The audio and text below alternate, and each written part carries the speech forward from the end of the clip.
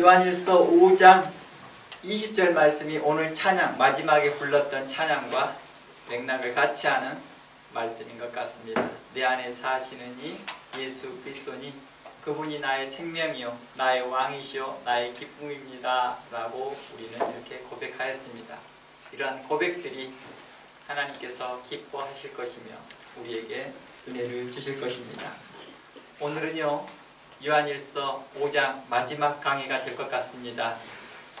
오늘은 5장 21절 자녀들아 너희 자신을 지켜 우상에게서 멀리하라 하였습니다. 오늘 이 본문을 가지고 우상을 멀리하라라는 주제를 가지고 여러분과 함께 나누고자 합니다. 지금까지 우리는 요한일서를 60번에 거쳐서 나누어서 우리는 살펴봤습니다.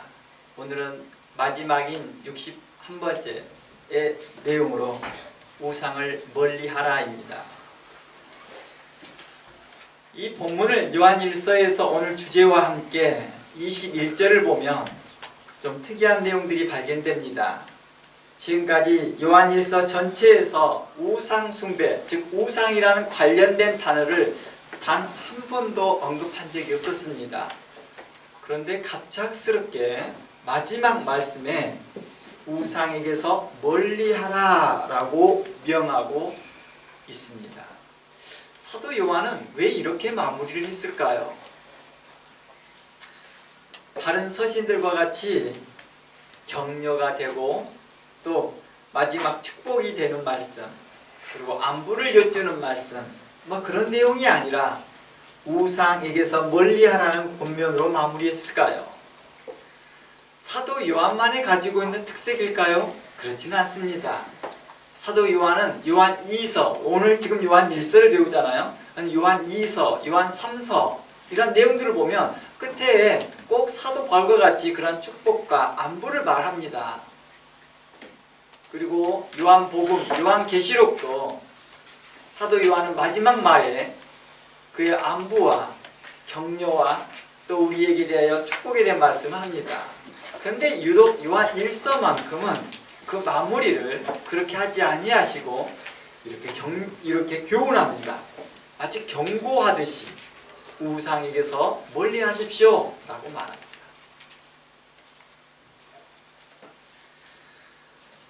물론 성경을 읽는 독자들이 사도 요한이 무엇을 의도하고 그 마지막 절에 21절에 우상에서 멀리해라 라고 했는지는 모른다 할지라도 우상을 멀리하는 것은 당연한 사실입니다. 그래서 요한일서 전체 논지와 상관없이 독립적으로 이 본문을 이해하더라도 크게 무리는 없습니다. 충분히 이해하고 우리에게 좋은 교훈이 되고 우리가 꼭 지켜야 될 바른 교훈입니다. 하지만 사도 요한이 성령의 감동하심을 따라 이 권면을 끝에 넣는 의도가 있지 않았을까요? 라고 하는 합리적인 의심을 하게 됩니다. 그래서일까요? 많은 신학자들과 주석가들은요 이 점을 놓치지 않고 있습니다. 분명코 성령께서 사도 요한을 통하여서 이 말씀하신 의도가 있을 것이다 라고 찾아보기 시작한 겁니다. 그래서 많은 주석가들과 신학자들은 본문의 맥락을 찾아보기 시작했습니다. 그래서 본문에서 이 나온 맥락이 무엇일까 찾아보았을 때 우상에게서 멀리하라 이 말은 바로 요한 1서에서 지속적으로 처음부터 계속해서 마지막까지 5장에서까지 지속적으로 언급하였던 영지주의 교훈, 거짓된 교훈에 대해서 이야기하고 있었다고 말합니다. 저는 이 해석에 대하여 전적으로 동의하고 이 말을 이어서 제 말을 이어서 이제 해보려고 합니다. 즉 우상을 멀리하라는 말씀은요 새로운 독립된 명령이 아니라 그동안 지속적으로 지적했던 거짓된 가르침과 영지주의 교훈이 바로 우상이다라고 하였던 것입니다. 결론적으로 우리에게 사도 요한이 또 성령께서 그 결론적으로 말할 것이 이게 우상입니다.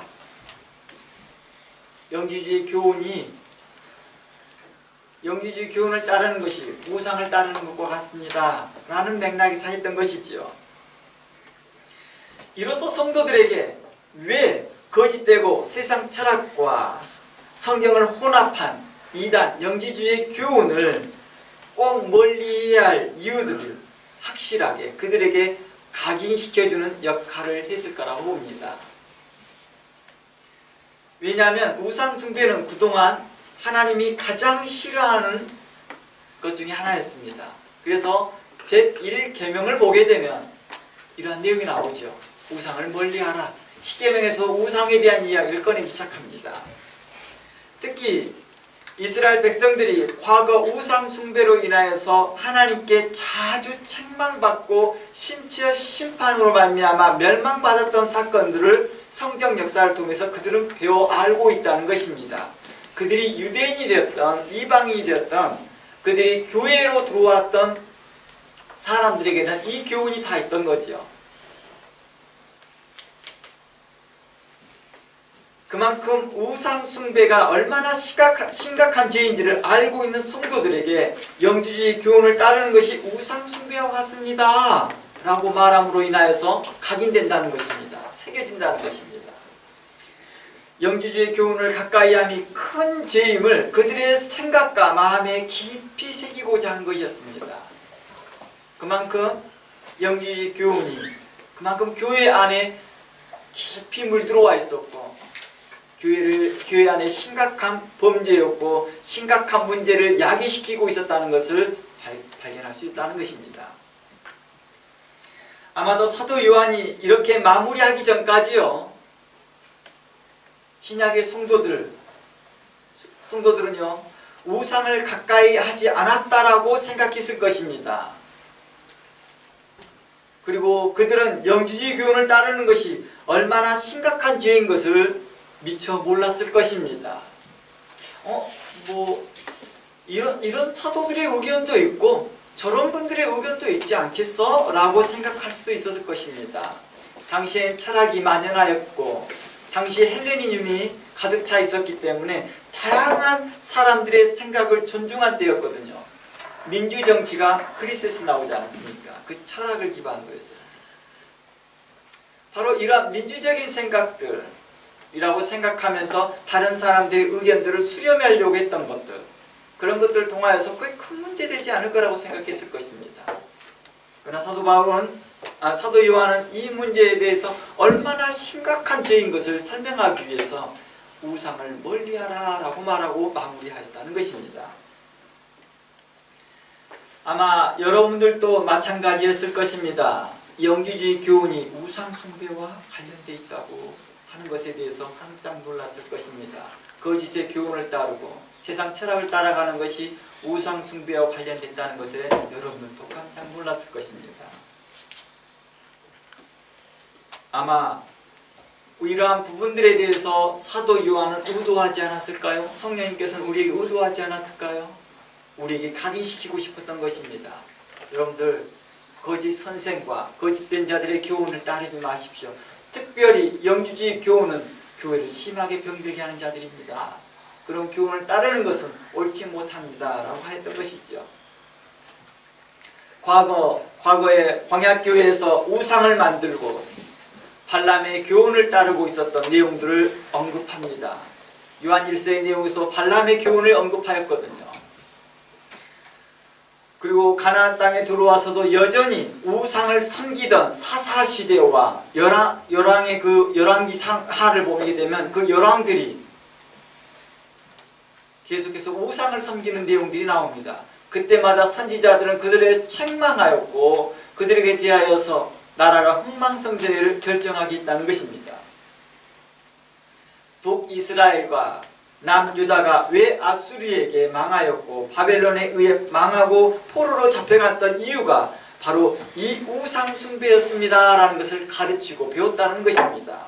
그러니 우상 숭배가 얼마나 큰 죄인지를 그들은 잘 알고 있었다는 것입니다. 그래서 신약 성도들뿐만 아니라 오늘날 교회들은 철저히 보이는 우상을 멀리했다라고 자부하고 있었을 것입니다.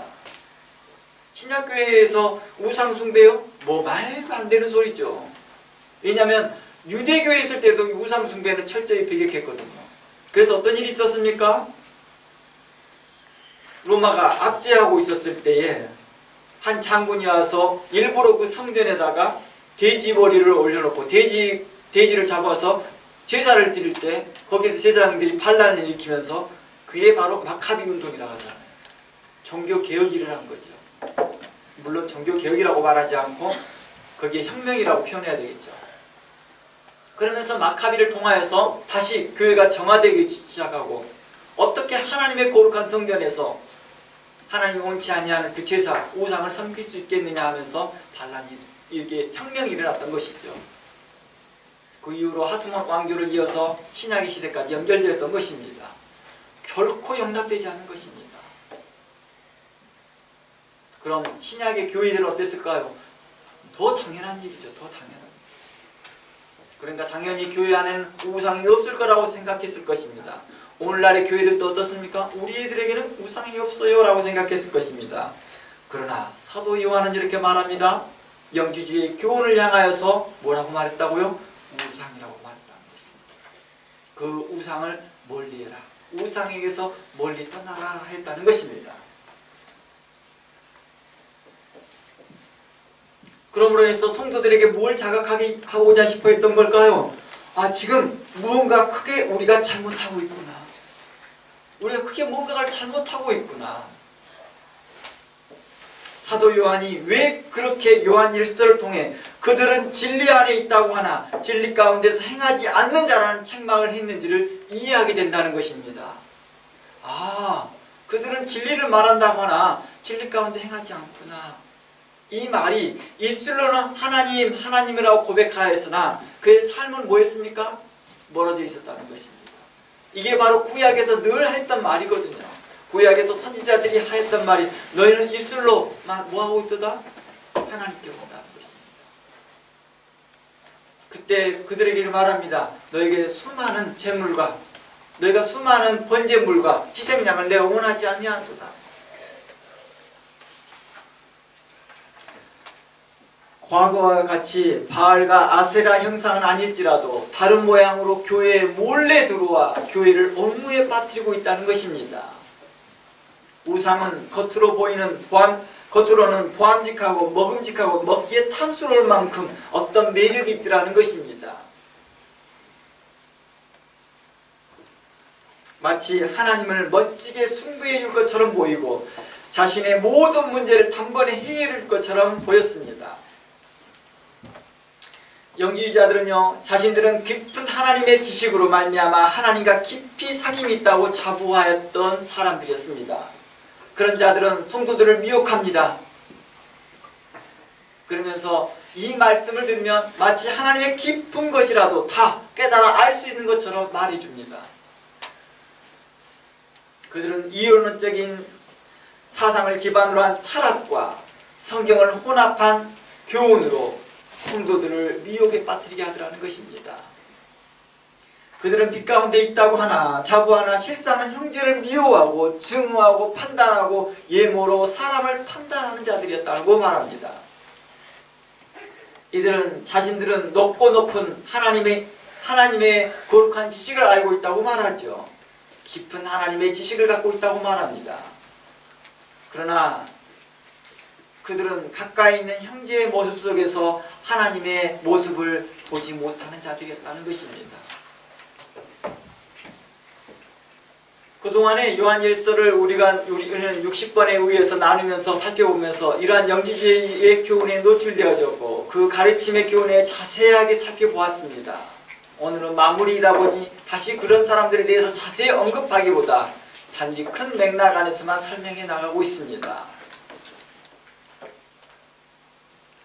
영지주의 교훈에 노출된 성도들에게 사도들은 왜 회개를 촉구했을까요? 바로 우상에게서 멀리하람과 같은 느낌의 맥락에서 하신 것입니다. 하나님이 싫어하신 것이죠. 입술로만 하나님을 경배하는 자들, 너희가 진리 가운데 있다고 하고 빛 가운데 있다고 하고 하나님과 사귐이 있다고 하나 실상 하나님과의 상관없는 길에 있더라는 것입니다. 그들은 자부합니다. 우리는 하나님과 사귐이 있어요. 우리는 진리 가운데 있어요. 우리는 빛 가운데 있습니다. 우리는 하나님의 깊은 지식을 알고 있는 자들입니다.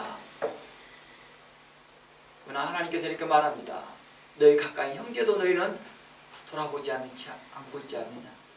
너희 그 형제가 하나님의 형상이요 예수 그리스도의 핏값으로 산 형제인지를 너희는 알지 못하고 있고 너희 안에 사랑이 식어져 있도다. 비판과 비방과 너희가 가지고 있는 오만함과 거만함으로 가득 있다라고 성경은 지적하였다는 것입니다. 그러면서 그들에게 말합니다. 하나님의 거룩한 말씀으로 그들을 바르게 합니다. 책망합니다. 영지교훈에 노출된 성도들을 책망하기 시작합니다. 바르게 하기 시작합니다. 의로 교육하기 시작합니다. 물론 꼭 그러한 성도들에게만 아니겠죠. 모든 성도들에게 그렇게 교훈하고 있다는 것입니다. 그걸 포함하여서 영지교훈 있는 자들에게도 또한 그들을 책망하였습니다. 뿐만 아니라 그들에게 의로운 교육으로 그들을 가르치기 시작하였습니다. 바른 성경적 가치관에서 하나님의 사람으로 성령의 사람으로 그리스도의 사람으로 그들을 온전히 세우고자 힘썼다는 것입니다. 그들의 생각이 그리스도의 장성한 분량에 이르기를 힘썼고 교회의 지체 가운데 형제가 서로 사랑하는데 힘쓰게 했다는 것입니다. 사도 요한은 영지 교훈에 노출되었거나 또는 그것을 따르는 성도들을 향해 지속적으로 책망하기를 그것이 진리가 아닙니다 라고 말하고 있었다는 것입니다.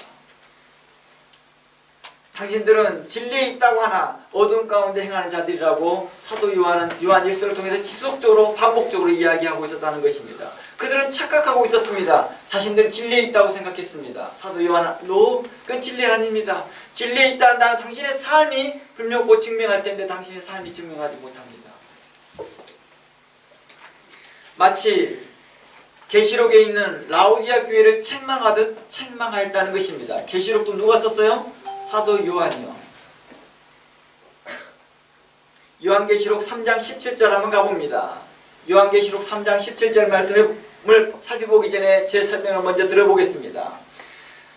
그들은 라오디아 교회들은 자부하기를 나는 부자라 나는 부요하여 부족한 것이 하나도 없다라고 말합니다. 나름대로 자신은 성경을 다 한대요. 나름대로 어느 교회를 가든지 그 말씀의 수준을 다 한다는 거예요. 뭐만 가득 차 있어요? 머리에 지식으로만 가득 차 있는 거예요. 그리고 자신이 가지고 있는 그 지식이 자기를 오만하게 하고 교만하게 하고 거만하게 하고 부패케 하고 있다는 사실을 모르고 있더라는 거예요.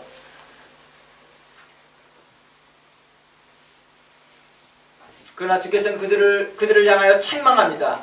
너희들이 빈곤한 자들이요 벌거벗고 있다라고 책망하였더라는 것입니다. 진리를 본다고 말하나 진리 가운데 있다고 말하나 너희는 눈먼 소경과 같은 자들이다.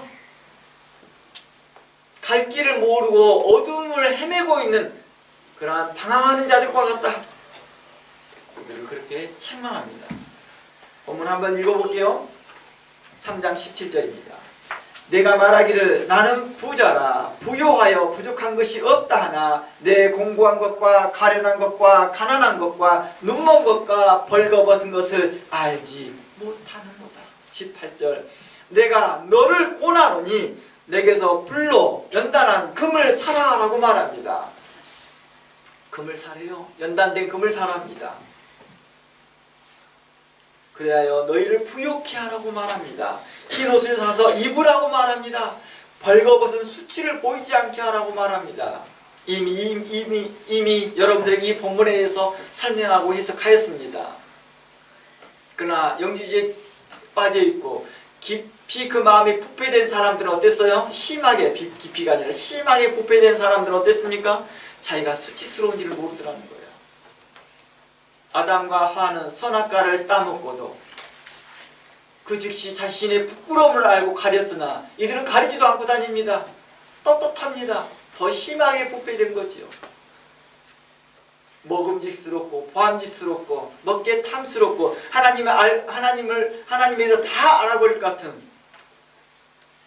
그런 지식을 그들이 취하였다고 할 때에 그들은 부끄러웠거든요. 우리가 하나님의 명령, 자신의 양심이 말해줬거든요. 무화과 잎으로라도 가렸으나 이들은 그런 무화과 잎으로도 가리려고 하지 않습니다.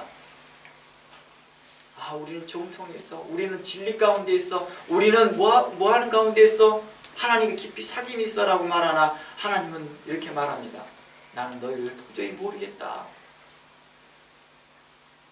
너희 가련한 것과 벌거벗은 것과 눈먼 것과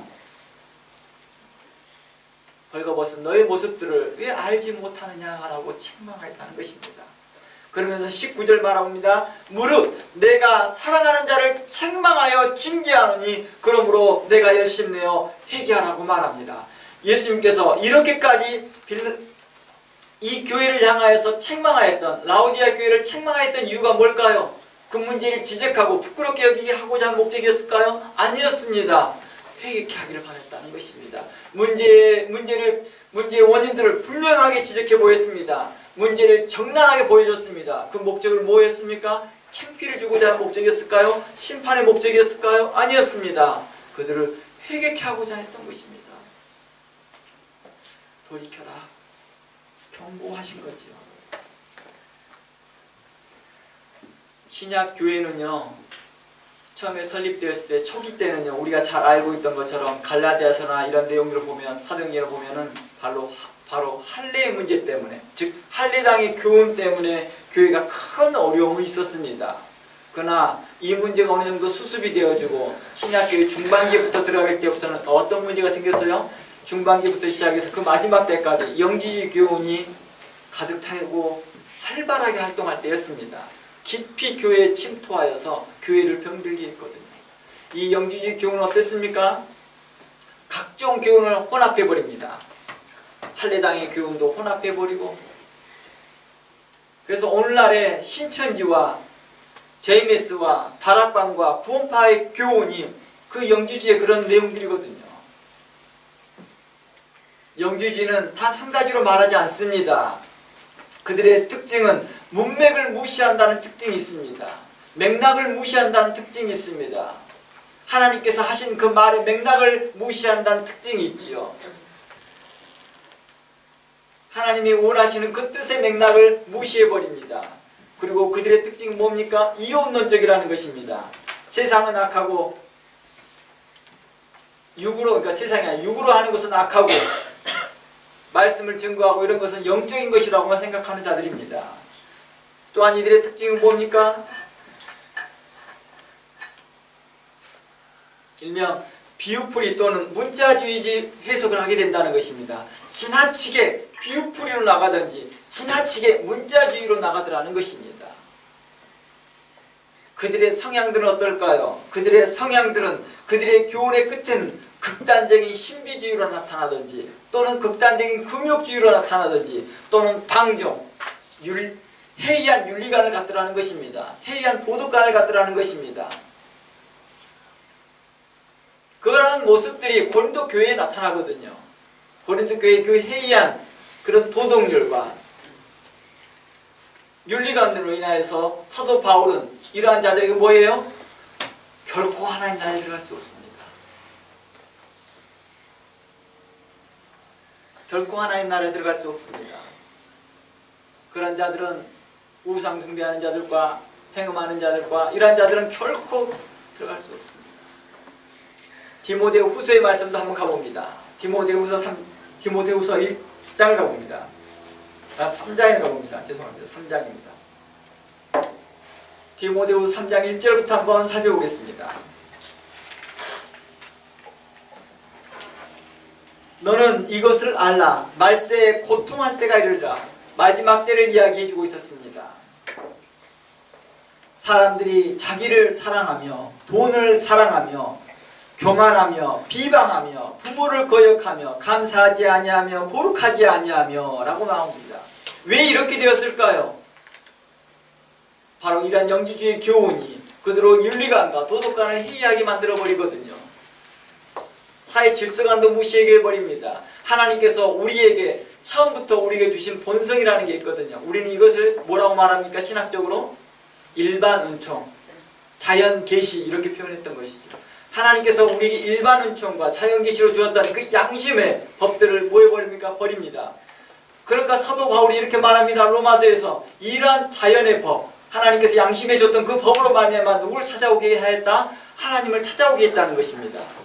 아니 그리스도를 알지 못하는 세대는 어떻게 됩니까? 라고 하는 그 질문에 대해 사도 바울은 로마서를 통하여 이렇게 말하는 것입니다. 하나님께서 각 사람에게 그 양심의 법을 허락하였다. 그러나 그 양심의 법까지 무시해버립니다. 그들은 뭐합니까? 자랑하며 교만하며 비방하며 부모를 거역하며 감사하지 않습니다. 거룩하지 않습니다. 3절 무정합니다. 무정이라는 것은 뭐가 없다는 거예요? 정이 없다는 것입니다. 이건 사랑이 없다는 맥락입니다. 온통함을 풀지 아니하며 모함하며 절제하지 못하며 사나우며 선한 것을 좋아하지 아니하며 배신하며 조급하며 자만하며 쾌락 사랑하기를 하나님 사랑하는 것보다 더하더라는 것입니다. 배신하더라는 것이죠. 늘상 자기 입맛에 맞는 것을 찾아가기 시작하는 것이죠. 조급합니다.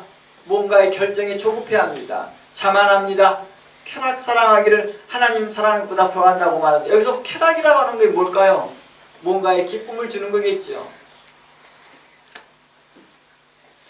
이들은 특징이 이런 특징을 가지고 있다는 거예요. 이런 특징. 경건의 모양은 있어요. 이들에게는. 경건의 모양은 있더라는 거예요. 그러나 경건의 능력은 부인하더라는 거예요. 이곳에 경건의 능력이라는 게 뭐냐면 경건의 삶을 이야기합니다. 경건의 삶을 부인하더라는 것입니다. 그 삶 가운데 나타나는 그 능력들을 부인해버립니다. 이 같은 자들에게서 너는 뭐하라? 돌아서라. 돌아서라라고 말합니다.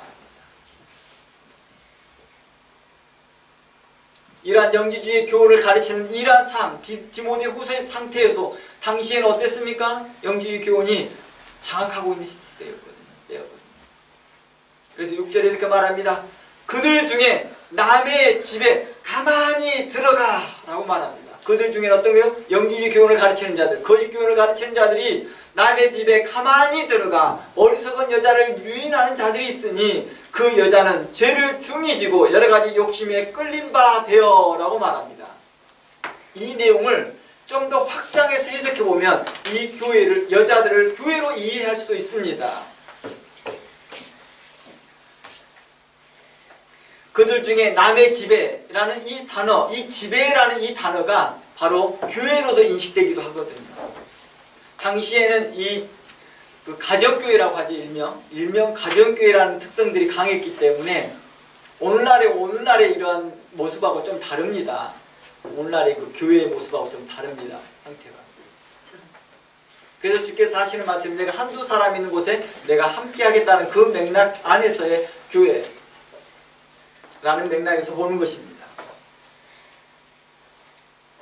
그러나 그 여자들을 유인하는 자들이 있으니 그 여자를 죄를 중히 지고 여러가지 욕심에 끌린 바 되어 뭐예요? 7절 다 함께 봅니다. 항상 배우나 끝내 진리의 지식에 이를 수 없습니다. 그들은 거짓으로 마치 하나님의 깊은 것을 다 통달했던 것처럼 말하나 그는 세상 철학을 기반으로 했던 말이었고 이미 이러한 것들로 인하여서 이미 과거 시대 때부터 문제가 되어 있었던 이 문제를 고대 시대 때부터 문제가 되었던 것들을 알고 있었던 것이죠. 그래서 사도 요한은 요한 1서에서 이렇게 말하는 거예요. 너희들이 그 영지주의 교훈에 따라서 이런 말 저런 말들을 하고 그 로고스란 영지주의자가 가장 많이 쓰는 게 로고스라는 단어를 많이 쓰거든요. 말씀, 이란 단어. 이 단어를 많이 쓰면서 그게 가장 깊은 지식에 그 최종 도달하는 것이죠. 로고스라는 단어를 많이 말을 하니까 사도 요한이 말하면 너희들이 어떻게 정의하든 상관없다. 그 로고스가 태초에 그 로고스가 계셨는데 그 로고스는 곧 하나님이시다. 그로 말미암아 만물이 창조되셨다. 그게 누구냐고? 그는 곧 우리 주 그리스도 예수 그리스도다라고 말하고 있는 것입니다. 너희 안에 생명이다. 너희 안에 빛이다 라고 설명합니다. 사도 요한은 너희 영지자에 뭐라고 정립해놓고 책 100권을 써놨다 할지라도 이렇게 말하고 있는 거예요. 그분 예수 그리스도입니다. 그분에 비해 다 우리는 복종해야 될 것입니다 라고 말해버립니다. 그들은 항상 배웁니다. 그러나 끝내 진리의 지식에 이를 수 없다는 것입니다. 왜 그래요? 결과가 결코 진리의 삶을 살아갈 수 없게 하거든요.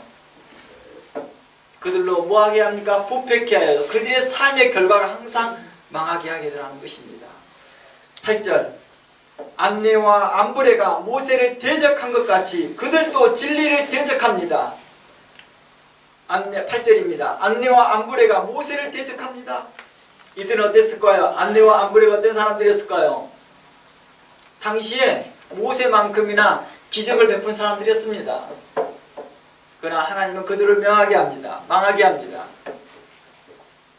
그들은 진리를 대적하니 이 사람들은 그 마음이 부패한 자요 믿음에 관해서는 버리운 자들이다 라고 말합니다.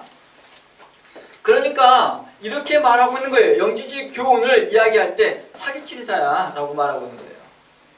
종교 사기. 안내와 안브레가 그런 사람이었거든요. 애굽의 왕자리 옆에 끼어 앉혀서 뭘 엮어가지고 장사해 먹고 있는 사람이잖아요.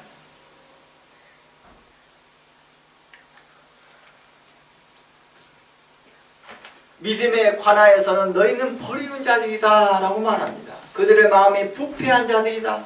믿음에 관하여서는 버리운 자들이다 라고 말하는 것입니다. 바로 사도 바울은요 디모데후서를 쓰면서 과거에 모세에 있던 사건들을 끄집어 당기고 오면서 마치 현재 그들의 영지주의 교훈을 가르치는 과 거짓 교훈을 가르치는 자들을 향하여서 마치 그들과 같다라고 표현해 주는 것입니다. 이것도 또한 사도 바울의 이러한 표현들도 사도 요한의 표현과 같은 맥락이에요. 각인시켜주고자 하는 거예요. 각인시켜주고자 하는 거예요.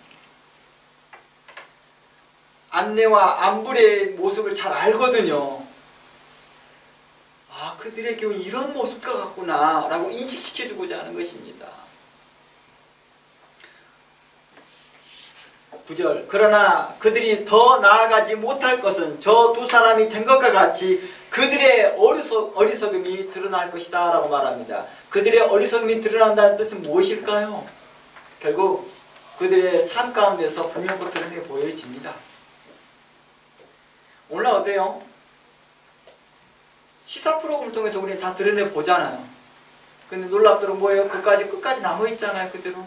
왜 그래요? 마음이 부패하니까 그래요. 이들 영주의자들은요 사도들을 떠나 다른 거짓된 사도들과 거짓된 선생들을 따르며 그들을 통해 하나님을 알려고 하나 결국 배나 지옥 자식만 되게 하더라는 것입니다. 사도들의 교훈을 따라 떠나버리고 거짓된 자들과 영지주의 교훈을 가르치는 자들이 더 매력적이고 더 나은 것처럼 보이니까 따라갔겠죠. 그러나 결국에는 배나 지옥 자식만 되더라는 것입니다. 경건의 모양은 있으나 경건의 삶은 부인하면서 결국 살아가더라는 것입니다. 그러나 우리는 거룩한 사도들과 거룩한 선지자의 터위에 세우심을 입는 자들입니다. 사도들의 거룩한 교훈을 통해서 예수 그리스도를 알게 된 우리들입니다. 참 하나님을 알고 참 하나님 아버지를 아는 것이었습니다. 그것이 바로 영생임을 믿는 것입니다. 우리의 모퉁이 돌이 되신 예수 그리스도께 집중되어지고 세워지고 있다는 것입니다. 그러므로 사도들의 교훈을 이어온 거룩한 전통과 교훈에서 우리는 떠나지 말아야 할 것입니다. 사도들은요 우리에게 분명한 어조로 이렇게 교훈합니다. 갈라디아서 1장 17절 가봅니다. 갈라디아 1장 7절입니다. 갈라디아서 1장 7절.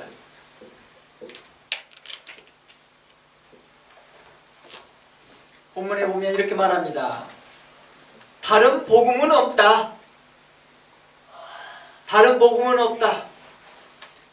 어떤 사람이 너희를 교란하게 하고 혼란케 하고 그리스도의 복음을 변하게 하려 함이라.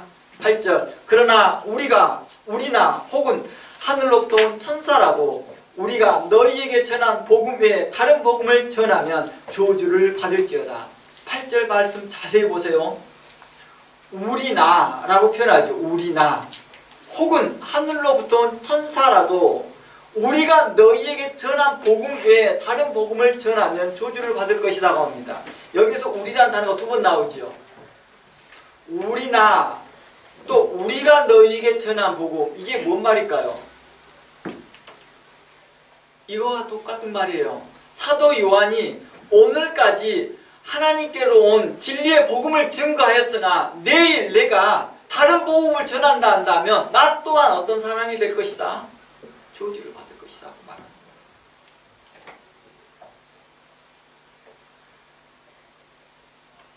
그것을 우리는 배교한 자들 통해서 보았습니다.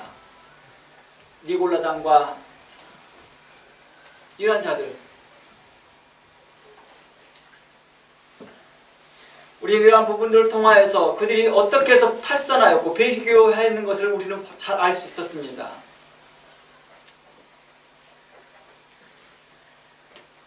왜 그랬을까요? 영주의 교훈에 노출되어지다 보니 그걸 따르기 시작하더라는 거예요. 다른 것을 취득하더라는 거예요. 왜 그래요? 탐욕으로 그들이 눈이 멀어버렸기 때문이겠죠. 가나안 땅에서 농사를 지을 때 농사를 어떻게 하면 더 잘 지을 수 있을까? 가나안 땅에 도착하자마자 그들은 농사법을 몰랐었고 농사법을 배워야 될 그들은 누구에게 배웁니까? 가나안 토착민들에게 배웁니다. 그러면서 뭐 하게 됩니까? 자연스럽게 그 토착신들을 자연스럽게 받아들이는 게 바알과 아세라의 그 신들을 받아들이더라는 거예요. 그걸 몰래 틈타고 들어오더라는 거예요. 몰래 틈타고. 이렇게 하면 농사가 잘 된다더라. 저렇게 하면 농사가 잘 된다니까 그 방식만 쓰더라는 것입니다. 이렇게 그러니까 내게 복 주고 내게 잘만 대해준다 한다면 뭐예요? 따라가려고 하더라는 거예요. 하나님을 향하여 뭐라고요? 신명기에서 나는 이른 비와 늦은 비를 너에게 주시는 하나님입니다. 왜 비를 이야기했을까요? 농사를 지으려면 잘 지으려면 뭐가 필요해요? 비. 당시에는 현대의 농사하고 좀 다릅니다. 그때는 뭐 저장하는 물을 저장하는 저장고가 따로 있어서 저수지가 있고 그런 게 아니었습니다. 하나님 비가 내려주면 잘 되는 거예요. 그런 기술들 그런 것들이 그 후로 개발되어진 거겠죠. 그러니까 오직 너희는 하나님만 의지해라. 그러면 하나님께서 너희를 이렇게 해서 먹이고 살리실 것이다. 그러나 그들은 어떻습니까? 당장의 결과가 결과 때문에 더 많은 것들, 더 나은 것들, 더 풍만한 걸 얻기 위해서 뭘 합니까? 많이 연구하지요. 그런 연구하는 그 과정 가운데서 뭐래요? 다른 이방신들 것을 자연스럽게 흡수하더라는 거예요. 바알과 아세라의 그런 문화권들을 흡수하더라는 거예요. 그러면서 뭐예요?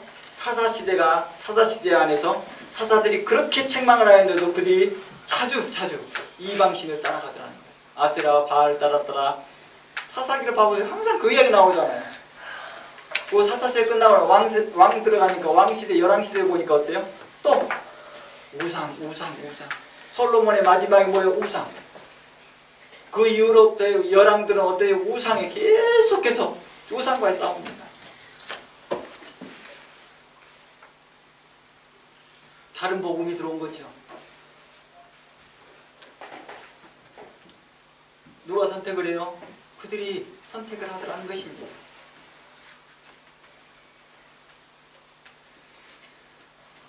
이렇게 말합니다.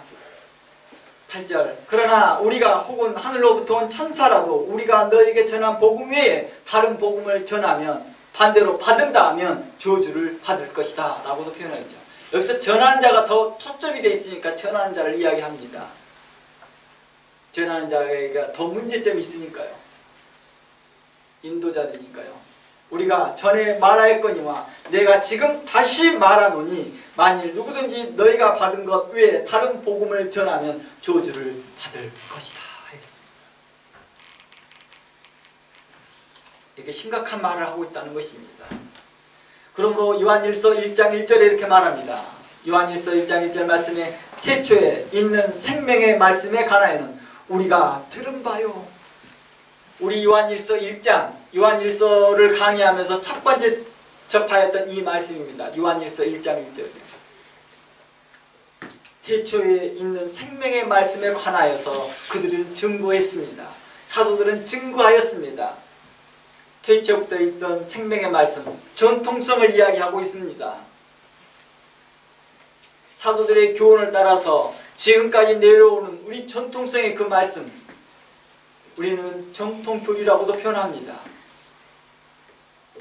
또한 어떤 데는 정통신학이라도 말합니다. 어떤 데는 정통교회라고도 말합니다. 이것이 평범하게 이루어진 것 같으나 그렇지 않습니다. 하나님의 역사 가운데 이루어지고 있더라는 것입니다. 진리의 말씀이 이어지고 있는 것이죠. 태초에 있는 생명의 말씀에 관하여 말하기 시작합니다. 그 말씀에 대하여 사도 요한이 이렇게 말합니다. 우리가 들은 바요. 우리는 바로 사도 요한을 포함한 다른 모든 사도들과 복음 전한 자들을 말하는 거겠죠. 우리가 들었다. 우리가 눈으로 보았다. 누구를요? 예수 그리스도를 봤다는 거예요. 예수 그리스도를 가까이 봤다는 거예요. 그리고 우리가 자세히 보고 우리의 손으로 만진 바 되었다. 우리가 그분을 경험하였다는 것입니다. 손으로 만졌다는 말이 무슨 의미일까요? 모든 육체 육감을 다 사용했다는 것이겠죠. 이 생명이 나타내신 바 된지라 이 영원한 생명을 우리가 보았고 증언하며 너희에게 전하노니 이는 아버지와 함께 계시다가 우리에게 나타내신 바 되었다 라고 말합니다. 말씀이 육신이 되어 우리 가운데 거하시는 그 하나님, 임마누엘 하신 하나님이 우리 삶 가운데 역사하시더라는 것입니다. 우리의 삶 가운데 능력으로 역사하시더라는 것입니다. 우리의 삶 가운데 영적으로 역사하시면서 우리의 경건의 능력이 나타나도록 하였다는 것입니다. 경건의 삶의 역사가 일어나게 했다는 것입니다. 내가 할 수 없었으나 예수의 이름으로 할 수 있게 하였고, 내가 전에는 그 죄 문제 때문에 억눌렸으나 예수 그리스도의 피로 말미암아서 내가 담대함을 얻고 내가 의로운 마음으로 이 일을 행할 수 있더라는 것입니다. 거룩한 일과 선한 일과 착한 일들을 주의 이름으로 할 수 있었다는 것입니다. 누구의 이름으로요? 예수의 이름으로. 예수 그리스도의 피로 말미암아 거룩함을 입고 담대함을 얻고 자신감을 얻더라는 것입니다.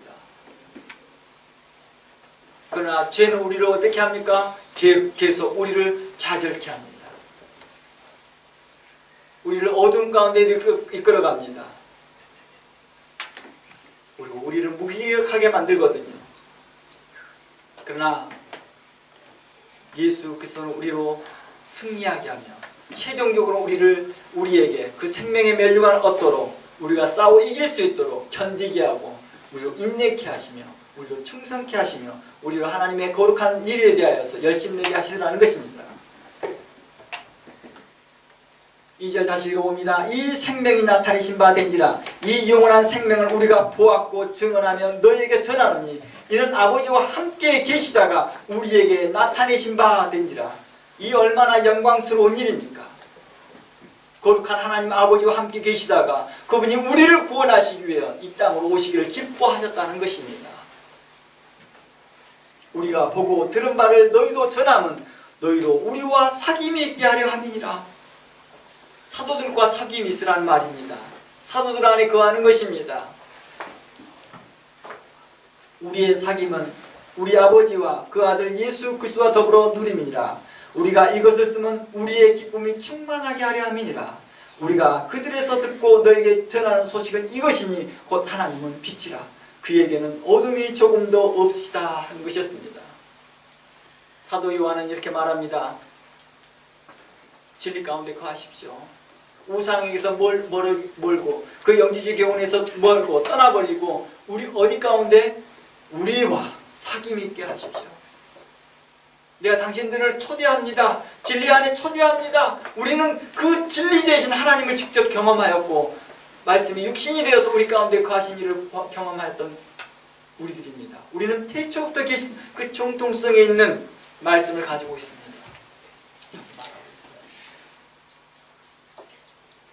그러면서 예수 그리스도만이 참된 빛임을 이야기하며 이렇게 말합니다. 에베소서 2장 20절로 읽고 우리 마무리 봅니다. 에베소서 2장 20절 말씀입니다.